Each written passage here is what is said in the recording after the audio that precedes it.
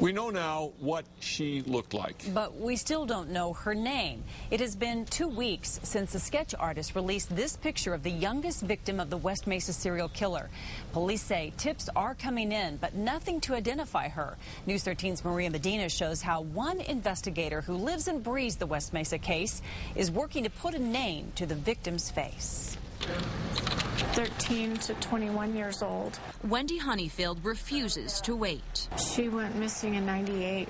For days, the investigator with OMI searched for missing teens and young women across the country. One in Colorado as well. And found 10 African Americans who could be West Mesa victim Jane Doe No. 7. She was missing in 2000.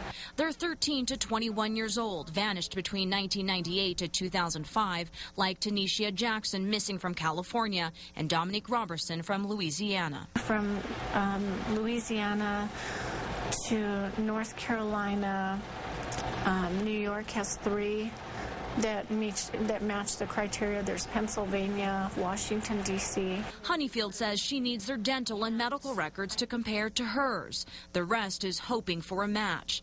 This has turned into more than just a job for Honeyfield. She calls missing women in New Mexico the girls. You know, just call them females or the remains. It's just kind of called. And some of those girls' pictures hang above her desk. In 2007, an APD detective compiled a list of missing women who worked the streets. Honeyfield immediately went to work on those cases. It became a personal goal of mine that I was going to find x-rays on them. What she didn't know, she was working on the West Mesa murder mystery before police even knew there were bodies buried out on the West Mesa.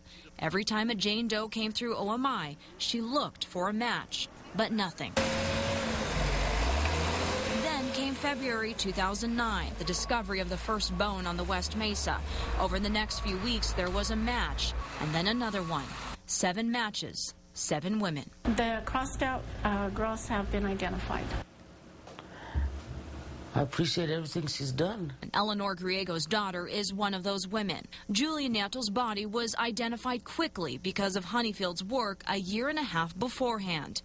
But there are still 4 unknown West Mesa victims, and Honeyfield won't stop. My coworkers make fun of me, you know, I'm the West Mesa person. Until she crosses every name off that list. And there's nothing to lead where they went to.